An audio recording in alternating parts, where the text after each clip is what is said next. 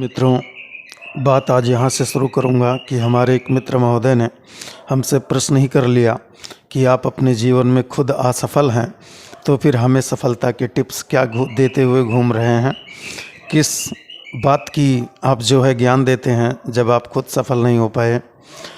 तो मित्रों, इसका जवाब तो खैर मैं सीधे तौर पर नहीं दे सकता हूँ, क्योंकि उसकी बात बाद में करूँगा। पहले तो बात कर ही लेता हूँ कि असफलता आपके नज़र में क्या हो सकती है, हमारे नज़र में क्या हो सकती है। दोनों के नज़रिए को सत्य क्या है इसे देखने के लिए एक टॉपिक पर ध्यान देते हैं। बंगाल के कलकत्ता के कालीबाड़ी स्कूल में पढ़ाने वाला एक व्यक्ति जिसका नाम था नरेंद्र, वो जब शिक्षक के तौर पर वहाँ पढ़ाने गया तो वहाँ के शिक्षकों ने कहा, वहाँ के प्रिंसिपल्स ने कहा कि आप पढ़ाने की योग्यता आप में नहीं है, इसलिए अगले साल आपको पक्का नहीं किया गया है, आप यहाँ से पढ़ाने की योग्यता ही आप नहीं रहते हैं। लेकिन जब उस व्यक्ति ने इससे क्षुब्ध होकर के अपने आंतरिकता में झांका तो आप सभी जानते हो कि दुनिया के इतने बड़े मंच पर, जिसे विश्व धर्म सम्मेलन, विश्व धर्म संसद कहते थे, 1893 में वहाँ से गरजता है वो भारत माँ का शेर और पूरी दुनिया को एकता और अखंडता का संदेश देता है। और इस वैदिक ज्ञान का सूत्र आधार बताता है कि वसुधैव कुटुंबकम की हमारी भावना है। तो मित्रों, जिसको समाज ने एक टीचर नहीं स्वीकार किया, पूरी दुनिया ने उसे महान शिक्षक और महान गुरु के रूप में, आज भी आध्यात्मिक प्रणेता के रूप में वो इस दुनिया में अजर और अमर हैं। मित्रों, दूसरी अगर बात करूं तो मैं आज एक महान व्यक्ति की और बात करूंगा, जिनको कभी समय पर महात्मा गांधी, आप सभी जानते होंगे, जिस दक्षिण अफ्रीका के सेंट पीटर मारिसबर्ग स्टेशन पर अंग्रेज़ों ने उन्हें फेंका ट्रेन से कि आप फर्स्ट क्लास के डिब्बे में सफ़र क्यों कर रहे हो। इतनी असफलता पाने के बावजूद भी वो व्यक्ति, आज आप जाएं तो वहाँ पर देख सकते हैं कि उस व्यक्ति की गरिमा और सम्मान में दुनिया की सबसे बड़ी ऊंची मूर्ति लगी हुई है अपने आप में। और किसी भी देश के संसद में यदि आप जाएंगे तो उस व्यक्ति की, उस राष्ट्रपिता की आपको फ़ोटो देखने को मिल जाएगी। मित्रों, तो रही बात सफलता और असफलता की, तो सफल व्यक्ति वास्तविकता में तो कभी सफलता के राज मित्रों बताता ही नहीं है, क्योंकि वो अपने आप को सर्वश्रेष्ठ घोषित करने के लिए हमेशा झूठ ही बोलता है। अगर आपको सही वास्तविकता में कोई राह बता सकता है तो मुझे लगता है कि वो वही दिखा सकता है जो अपने जीवन में असफल रहा हो, क्योंकि उसे सफलता के तो गुण नहीं मालूम है, लेकिन ये ज़रूर मालूम है कि इस रास्ते पर चलने से आप स्लिप कर जाओगे, आप हार जाओगे। तो मुझे लगता है कि अगर इस बात का ज्ञान हो जाए किसी को भी कि इस रास्ते पर जाएंगे तो समस्याएं हैं, तो निश्चित वो उस रास्ते पर मुड़ लेगा जहाँ से सफलता के मार्ग शुरू होते हैं। मित्रों, तो ये तो खैर मेरे बात की सफाई जो भी रही वो मैंने कहा। आज ये जो मेरा मुख्य टॉपिक और मुद्दा है मित्रों यहाँ से, वो ये है कि आज मैं बात करूँगा आपके उस परम और फिर सत्य को आप कैसे उपलब्ध हो सकते हो, आनंद के जीवन में कैसे प्राप्ति कर सकते हो। और उसका थोड़ा बहुत अनुभव जो मैंने पाया है, ये किसी किताबों की लिखी हुई बात मैं आज आपसे नहीं करूँगा, बल्कि अपने अनुभव की बात आपसे शेयर करने वाला हूँ। आप शायद इससे सहमत हो या ना हो, खैर वैसे हिंदुस्तान तो हमारा एक ऐसा देश है कि जब अंग्रेज़ों ने आकर के यहाँ की महिमा और यहाँ के वेदों और श्रीमद् भगवत गीता जैसे महाकाव्यों का जब विस्तृत वर्णन और उनके महत्व को बताया कि वास्तव में ये अजूबा है, ज्ञान में सर्वश्रेष्ठ है, इसके आगे समस्त संसार का ज्ञान व्यर्थ है, इस वैदिक ज्ञान के आगे, उपनिषद के आगे, तब हमारे हिंदुस्तानियों को होश आया कि हमारी भी संस्कृति इतनी महान थी जिस पर हम गर्व कर सकें। तो खैर ये हमारा देश ही, इस देश का यही दुर्भाग्य है मित्रों कि ये देश तम अवस्था में पड़ा सो रहा है। इसको जगाने के लिए जब वक्त वक्त पर कोई हारा हुआ सिपाही, जैसे हमारे नरेंद्र देव, स्वामी आचार्य स्वामी विवेकानंद जी, हमारे सुभाष बाबू जैसा, या हमारे भगत सिंह जैसा, या हमारे महात्मा गांधी जैसा जब कोई साधु पैदा होता है, या अम्बेडकर जैसा एक शिक्षित जिसको दुनिया ने स्कूल में मास्टर जिसे बैठने नहीं दिया, एक दिन उसने अपने जिद और संकल्प से, अपने प्रताप से जब आंतरिकता में व्यक्ति झांकता है मित्रों, तब उस व्यक्ति ने इतनी डिग्रियां हासिल कर ली अपने जीवन में कि जितनी आज भी रिकॉर्डेड डिग्रियां हैं, उतने कम समय में कोई उतनी डिग्रियां नहीं हासिल कर सकता। तो ये मैं जिनकी कहानियां बता रहा हूं मित्रों, ये सभी अपने जीवन में पहले असफल ही थे, लेकिन अगर आप सोचें कि इनके सफलता के जीवन का पैमाना क्या रहा, तो एक और भी बताता हूं कहानी। हमारे देश में तो असफलताओं की झुंड लगी पड़ी है। अगर आप देखें तो जिनको जो चंद्रगुप्त द्वितीय अर्थात विक्रमादित्य गुप्तों के शासनकाल में, विक्रमादित्य के शासनकाल में कालिदास जी महान कवियों में गिने जाते थे। उन कालिदास के बारे में मित्रों कहानी इस तरह से प्रचलित है कि वो बड़े ही मूर्ख थे। तो उनकी जो शादी हुई जिस लड़की से, उस लड़की का नाम, कन्या का नाम विद्वत्तमा था, और विद्वत्तमा एक देश की राजकुमारी थी। तो उसके पिता जब वर की खोज के लिए पूरी दुनिया से लड़कों को बुलाया गया, तो उस विद्वत्तमा का यही प्रश्न होता था कि मेरे 3 प्रश्न हैं और इन तीनों प्रश्नों का जो जवाब दे पाएगा मैं उससे शादी कर लूँगी। कोई एक भी प्रश्न का जवाब दे पाए तो मैं उससे विवाह कर लूँगी। लेकिन मुश्किल ये था मित्रों कि पूरी दुनिया के विद्वान और नवयुवक बुलाए गए, लेकिन उस विद्वत्तमा के सवालों का जवाब कोई नहीं दे पाया। तो अंततोगत्वा फिर सैनिकों को राजा ने दौड़ाया कि जाओ किसी न किसी को तो ढूंढ कर लाओ ही कि मेरे इस पुत्री का विवाह के योग्य कोई वर तो लाओ, कोई तो ऐसा होगा दुनिया में जो इसके प्रश्नों का जवाब दे पाए। मित्रों वो सैनिक बहुत परेशान हो जाते हैं कि वो सोचते हैं कि दुनिया के समस्त विद्वानों को तो मैं उठा कर ले आया, वो इसकी पुत्री का जवाब दे ही नहीं पा रहे हैं, तो अब किसको ले चलूं, अब तो कोई हमारे नज़र में ऐसा है ही नहीं। तो इसी विचार के साथ वो सैनिक भटकते हुए जा रहे होते हैं। तब उन्होंने देखा कि एक जंगल से गुजर रहे थे, तो देखा कि वहाँ पर एक पेड़ पर एक इतना जाहिल व्यक्ति बैठा उस डाल को, उस लकड़ी को काट रहा है कि जिस डाल पर बैठा है उसी डाल को वो काट रहा था। मित्रों जब ऐसा देखा सैनिकों ने तो उन्हें लगा कि यार ये दुनिया का सबसे मूर्ख आदमी है, इससे बड़ा मूर्ख मिलेगा नहीं कोई, और सारे विद्वान तो जवाब दे नहीं पाए और राजा फिर हमें कह रहे हैं ढूंढ के लाओ, तो अब इस बार ऐसे मूर्ख को लेकर चलूं। जब ऐसे मूर्ख जाएंगे तो राजा खुद ही कुछ निर्णय कर लेंगे, हमारे पीछे नहीं पड़ेंगे। तो सैनिक लोग उसे बुलाते हैं और पकड़ करके लेकर जाते हैं कालिदास महोदय को। तो जब राजा के दरबार में उन्हें पेश किया गया तो वो बेचारे कुछ जानते हैं नहीं, बिल्कुल सीधे साधे से आदमी, जंगल के रहने वाले। तो उनसे जब विद्वत्तमा प्रश्न करती है तो विद्वत्तमा का प्रश्न भी कुछ गजब तरीके से था, क्योंकि वो जब प्रश्न करती थीं तो शब्द उसमें नहीं बल्कि इशारों का प्रयोग करती थीं। तो पहला प्रश्न उनका था, उन इशारों में विद्वत्तमा ने कालिदास से पहला प्रश्न किया, उन्हें एक अंगुली दिखाई। तो विद्वत्तमा ने तो प्रश्न में अपने ये सोचा कि ये एक यानी सृष्टि का निर्माण, जो भी सृष्टि है ये पूरी एक सृष्टि है, तो ये किससे बनी हुई है। विद्वत्तमा के प्रश्न ये पूछने का अर्थ था, लेकिन कालिदास के समझने का अर्थ ये था कि ये मुझे कह रही है कि तुम्हारी एक आँखियाँ फोड़ दूंगी। इसलिए कालिदास ने क्रोध में, गुस्से में आकर के उस साधारण से बालक ने 2 अंगुली दिखाई कि तुम एक फोड़ोगी तो हम तुम्हारी दोनों फोड़ देंगे। तो विद्वत्तमा को ये लगा कि ये व्यक्ति मेरे प्रश्न का जवाब दे रहा है। विद्वत्तमा को लगा कि ये कह रहा है कि जो दुनिया एक ही है, इस दुनिया के निर्माण में 2 चीज़ें हैं, एक ब्रह्म और एक प्रकृति।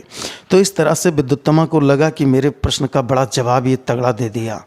और कालिदास को तो पता ही था कि हम इनकी दोनों आँख फोड़ने के लिए बात कर रहे हैं। बेचारे मूर्ख आदमी, उन्हें तो कोई ज्ञान था नहीं कि उनके प्रश्न को वो समझ पाते। वो जो समझ पा रहे थे उसका जवाब। दूसरा प्रश्न में विद्वत्तमा ने ऐसे 5 अंगुलियां दिखाई तो कालिदास को इस बार लगा कि यार ये मुझे थप्पड़ मारने की बात कर रही है।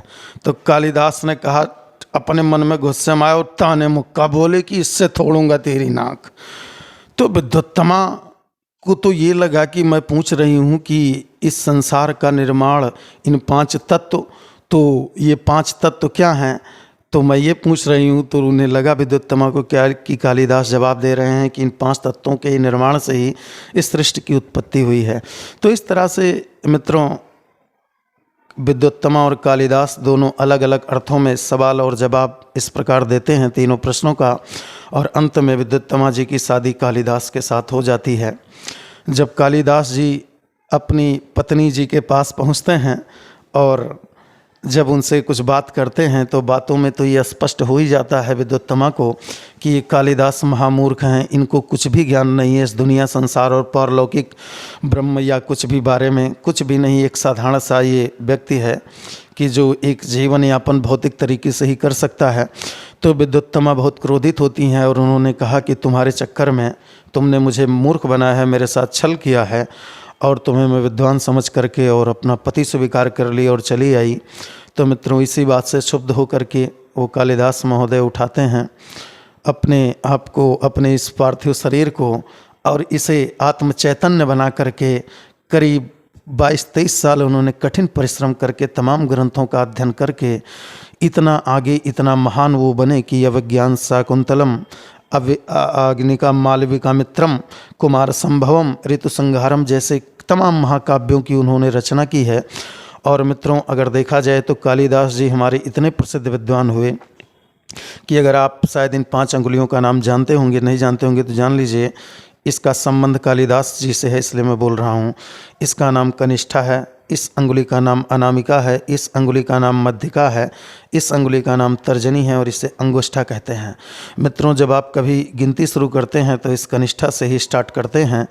कनिष्ठा इसलिए इसका नाम पड़ा कि कनिष्ठा चा कालिदासे द्वितीयम चा नास्ति, यानी कि उस समय विद्वानों की अपनी समकालीन सभा में कालिदास जी एक अनपढ़ व्यक्ति इतना विद्वान बन गया कि कनिष्ठा चा कालिदासे उनके नाम पर ही कनिष्ठांगुलिक नाम पड़ा, और इसका नाम अनामिका इसलिए पड़ा, इसका अर्थ ही है कि बिना नाम की, अर्थात कनिष्ठा चा कालिदासे द्वितीयम चा नास्ति, उनके बगल में बैठने वाला कोई दूसरा था ही नहीं। इतने विद्वान वो हुए कि उनके स्तर को भी छू सके, उनके बगल में बैठने की क्षमता रखे। तो मित्रों कहीं ना कहीं असफल व्यक्ति अगर इस महान ऊंचाइयों तक छुए, तो ये मेरे जवाब रहा। अब इन्होंने इन ऊंचाइयों को पाई कैसे? तो मित्रों ऐसा मत सोचिएगा कि इन्होंने किताबें पढ़ी होगी या आपकी तरह ये शिक्षा ग्रहण किए होंगे, या फिर आपकी तरह इन्होंने जाकर के प्रकृति से मेहनत करना शुरू किया होगा, या पैसा कमाना शुरू कर दिया होगा, या नौकरी करना शुरू कर दिया होगा। नहीं मित्रों, इन सभी विद्वानों ने, चाहे वो विवेकानंद जी हों या कालिदास जी हों या हमारे महात्मा गांधी जी हों, इन सब ने बस एक ही चीज़ किया। जब बाहरी दुनिया से उबे तब इन्होंने अपने ध्यान को, अपनी शक्तियों को आत्म केंद्रित किया, और जब खुद की तरफ झांका तब ये पाए कि मैं तो महान चैतन्य शक्ति हूँ कि जिसके सेवा में इस संसार की समस्त प्राकृतिक ब्रह्मांडीय शक्तियाँ सिर्फ मनुष्य की सेवा में मित्रों लगी हुई हैं। जब आप भी अपने इस चैतन्य स्वरूप को पहचान जाओगे तो आपको भी इस माया का जाल समझ में आ जाएगा। तो इन महान विद्वानों ने इस माया के जाल को समझा, और जो भी इस माया के जाल को समझ जाता है, खुद को जान जाता है कि मैं चैतन्य हूँ, ये माया मेरी ही सेवा के लिए ब्रह्म ने इसे जो है बनाया है, इसका निर्माण किया है इस सृष्टि के पालन के लिए ही। तो माया मित्रों ये प्रकृति स्वयं, ये प्रकृति रूपी माँ आपको स्वयं अपने बच्चे की तरह गोद में उठा लेती है, और आपकी विकास की तरफ, आपके इवोल्यूशन की तरफ, आपके वीर ऊर्ध्व की तरफ कर देती है। और निश्चित ही एक पातक से पातक व्यक्ति भी इस महान अवस्था को पहुंच पाता है। मित्रों अगर आप सोचो कि मैं यहाँ पर थोड़ा बहुत जो ये बातें बोल पा रहा हूँ, ये कैसे बोल पा रहा हूँ, तो मित्रों इसके लिए मैंने कोई ट्रेनिंग नहीं ली है, कोई कोचिंग नहीं की है। बस सिर्फ एक ही चीज़ कि दुनिया की समस्याओं से जब ऊब कर झेल कर, और मैं भी अपने जीवन में हर कदम पर असफल ही रहा अभी तक। खैर सफलता जिसे दुनिया कहती है वो तो नहीं मिला, लेकिन मुझे लगता है कि ईश्वर ने ये सफलता तो ज़रूर दे दी है मित्रों कि मैं अपने उस चैतन्य स्वरूप को पहचानने की तरफ अभी तक खैर कन्फर्म तो नहीं हो पाया हूँ, लेकिन बढ़ रहा हूँ। तो इस आत्म चेतना की तरफ बढ़ पाने का जो मुझे श्रेय मिला, जो मुझे थोड़ी सी जानकारी मिली, या जो भी इस मार्ग पर चल पाया, तो इसका हमारे लिए जो भी पूर्ण रूप से जिसने मुझे प्रमोट किया, या जिसके आशीर्वाद से मैं ये कर पा रहा हूँ, उसी से आप भी कर सकते हो मित्रों। वो दूसरी चीज़ नहीं है, वो स्वयं ब्रह्म के रूप में आपके समक्ष उपस्थित आपके माता और पिता हैं। यदि कोई भी व्यक्ति इस दुनिया का कितना भी वो अनपढ़ हो, कितना भी बेवकूफ़ हो, कितना भी गंवार हो, कितना भी बुद्धिहीन हो मित्रों, लेकिन अगर उसके पास श्वास है तो निश्चित तौर पर ब्रह्म उसके साथ है। और यदि इस दुनिया में उसके माँ बाप हैं तो निश्चित तौर पर जीवित अगर हैं तो उससे बड़ा सौभाग्यशाली इस दुनिया में कोई नहीं होगा मित्रों। इसके लिए मेरा तो ये मानना है कि पिता पिता नहीं होता है बल्कि स्वयं उस ब्रह्म का स्वरूप होता है। और यदि माता और पिता के हृदय से निस्वार्थ भाव से अगर अपने पुत्र के प्रति हृदय से वेदना पूर्वक उद्गार उठ जाए, उस भगवान से प्रार्थना करे, तो निश्चित मैं कहता हूँ मित्रों कि आपको ईश्वर इस भौतिक सफलता को तो शायद दे या ना दे, क्योंकि ये बहुत छोटी चीज़ है, लेकिन आपके जीवन में उस ऊर्जा को ऊर्ध्वगमन वो कर देगा। वो अपनी तरफ आपका इवोल्यूशन कर देगा। आपकी जो ऊर्जा अभी निम्न स्तर की तरफ बह रही हैं, काम क्रोध मद मोह लोह की तरफ, इसी ऊर्जा का इवोल्यूशन करके वो अपनी तरफ मोड़ देगा। और निश्चित तौर पर आप इन्हीं विद्वानों की तरह, न्यूटन या आइंस्टीन की तरह आप भी इस गणना में आ सकते हो। तो मित्रों, इस दुनिया का ज्ञान अगर पाना है तो उसके लिए मेरे जीवन में जहाँ से मैं उठ पाया हूँ वो पहला आधार, पहला ब्रह्म माँ ही होती है। अगर ये कहने की बात नहीं है, यदि वास्तव में हृदय से यदि आप उसकी पूजा करते हैं, उसे ब्रह्म समझ लेते हैं, ये हृदय में आपके विराजमान हो जाए, ये केवल ऊपर से कहने की वाली बात ना हो। जिस दिन आपका हृदय ये स्वीकार कर लेगा कि मेरे माँ और मेरे पिता ही मेरे लिए सर्वस्व हैं, भगवान है, मैं किसी मंदिर की ज़रूरत मुझे नहीं है, किसी गुरु की मुझे ज़रूरत नहीं है, जो कुछ है जीवन में यही मेरे लिए सब कुछ हैं, जिस दिन आपका हृदय स्वीकार कर लेगा, उस दिन वो ऊर्जा निश्चित ऊपर की तरफ उठने लगेगी मित्रों, और आप भी इस विद्वानों की गणना में शामिल हो पाएंगे। मैं एक विद्वान की और बात करता हूं मित्रों। उस व्यक्ति जो एक छोटा सा एक मछुआरे के खानदान में पैदा हुआ, केरल में, केरल तमिलनाडु के इलाके में, उस व्यक्ति का नाम, जिसने बाद में दुनिया में भारत का नाम रोशन किया और मिसाइल मैन के नाम से प्रसिद्ध होकर के और राष्ट्रपति तक के पद को सुशोभित किया, वो कोई और नहीं, हमारे पूजनीय डॉक्टर अब्दुल कलाम जी थे। मित्रों, यदि मुझसे कोई पूछे कि इस दुनिया में संत कैसे होता है, तो मैं कहूँगा कि यदि आपने हमारे अब्दुल कलाम जी को देख लिया तो समझ लो आपने संत के दर्शन कर लिया। क्योंकि संत कोई वेशभूषा से नहीं बल्कि उस सात्विकता से होता है जो हमारे उस महान व्यक्तित्व और आदर्श में झलकता हुआ राष्ट्रपति पद को जिसने सुशोभित किया और उस बड़े उच्च मिट्टी को और उस पवित्र जगह को उसने अपने चरणों से पवित्र किया। तो उस व्यक्ति के जीवन की भी असफलता की मित्रों एक कहानी आपको सुनाना चाहता हूँ। क्या हुआ कि नेशनल डिफेंस एकेडमी जो यूपीएससी ही एग्ज़ाम कराती है, एनडीए का, ये 12वीं पास करके अगर आप चाहें तो सेना में उच्च कोटि के अधिकारी अगर बनना चाहते हैं तो एनडीए के थ्रू या सीडीएस के थ्रू आप उसमें जा सकते हैं। तो हमारे माननीय महान अब्दुल कलाम जी भी उस एनडीए में सेलेक्ट हो गए। रिटर्न में उनका एग्ज़ाम में नाम आ गया, चूँकि वो तमिलनाडु के रहने वाले थे और वो जो उन्हें इंटरव्यू देने जाना था वो उत्तराखंड देहरादून में आना था मित्रों। और परिस्थिति उनके घर की इस तरह से थी कि उनके पास आने का किराया भी नहीं था कि वो किस तरह से इंटरव्यू देने आ पाएँ। अतः वो बहुत दुखी हो गए और परेशान रहने लगे कि आखिर मैं तो पास तो हो गया लेकिन इंटरव्यू कैसे देने जा पाऊँगा। तो उनकी बड़ी बहन थी जिसकी हाल में ही शादी हुई थी। तो चूँकि अब्दुल कलाम जी मछली उछली का व्यापार करते थे, उनके घर का यही था, पूरे दिन मछली मार कर फिर जो उससे आय अर्जित होती थी उससे अपना भोजन वो बेचारे चलाते थे। तो उनके पास इतनी सामर्थ्य नहीं थी कि वो इस किराया को ही अफोर्ड कर पाते। तो जब ये बात उन्होंने उनकी बहन तक पहुंची तो उसने कहा कि भैया आप चिंता मत कीजिए, मैं जो है अपने ये जो जेवर और गहने मिले हैं इसे आप कहीं पर गिरवी रख दीजिए और इससे पैसे ले करके और आप अपने इंटरव्यू को फेस कीजिए। लेकिन भैया ध्यान रखना कि ये आपके बहन का जेवर है और यदि आप हार करके आए तो मैं कहीं ससुराल में मुंह दिखाने लायक भी नहीं रहूँगी और दुनिया का तमाम ताना और बोली मुझे सहना पड़ेगा। तो इसलिए भैया ख्याल रखना मेरे इस लाज का कि बचाना आपको जीत कर ही आना है। तो वो महान व्यक्ति बड़ा भावुक हो जाता है और उसने बहन को विश्वास दिलाया कि बहन चिंता मत कर, मैं निश्चित ही इस समर भूमि को, युद्ध को जीत करके आऊँगा और सेलेक्ट होकर के आऊँगा तो फिर एक गहने क्या हजारों गहने दिलवा दूँगा। मित्रों, संयोग की बात है, भाग्य क्या करता है उसका खेल निराला है। अब्दुल कलाम जी जाते हैं वहाँ पर और निश्चित तौर पर उनका सिलेक्शन नहीं हुआ, वो इंटरव्यू में फेल हो गए।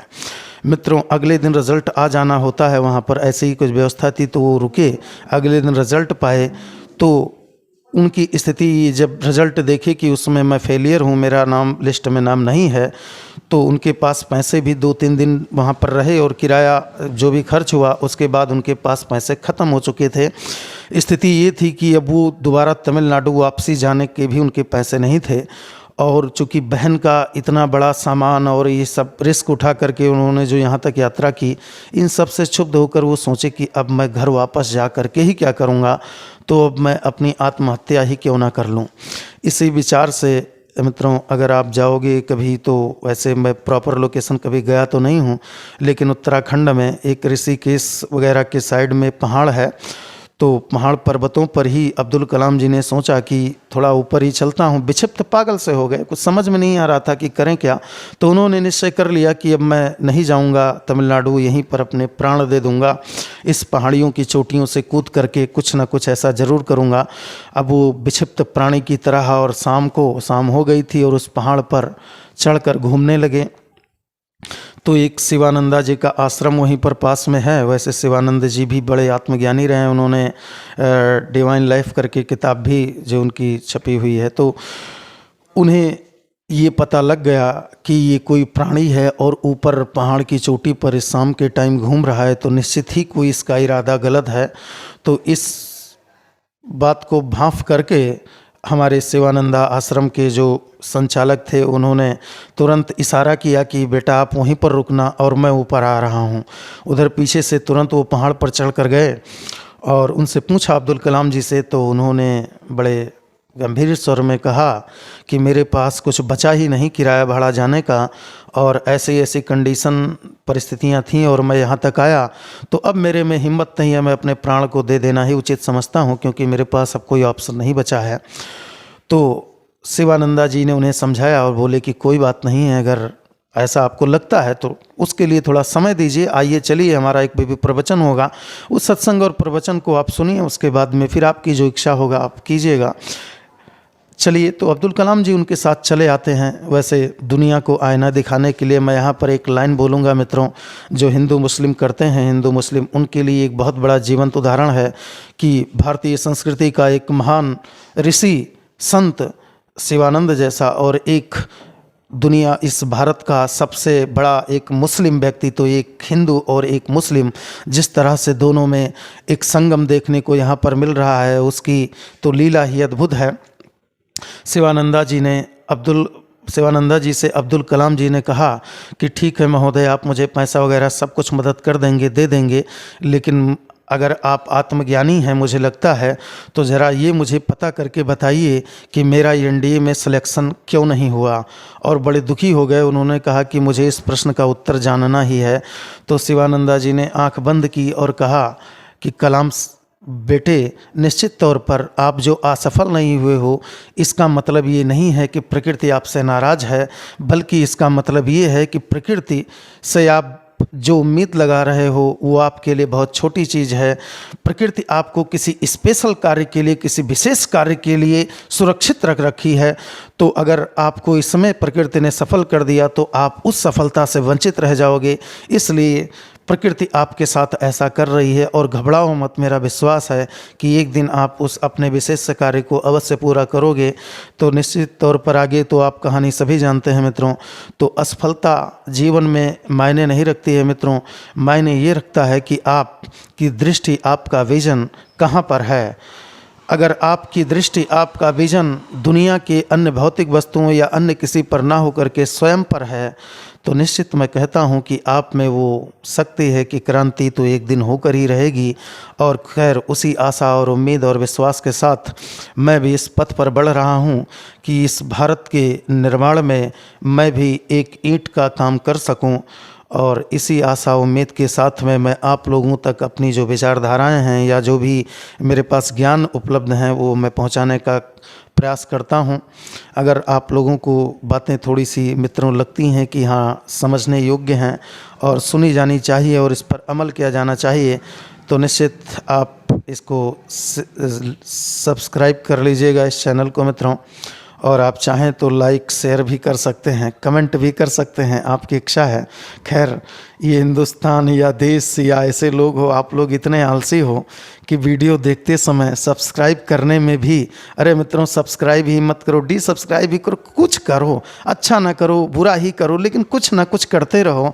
आप बिल्कुल आलस से अगर हो जाओगे, आप बिल्कुल अज्ञान में अगर सोते रह जाओगे, तो इस हिंदुस्तान की जो संस्कृति है, जो गौरव है, जो इसके कण कण में झलक रही है, जो शंकराचार्य की महान ज्ञान और कृष्ण और राम की जो महान उपदेशों से इसका कण कण जर्रा जर्रा ऊर्जावान हो रहा है, उसे बचाने का और उस समृद्ध संस्कृति को ऊपर लाने का कार्य आपके हाथों में प्रकृति ने सौंपा है। तो इसी आशा और उम्मीद के साथ मैं अपनी वाणी को विराम देता हूँ। जय हिंद, जय भारत।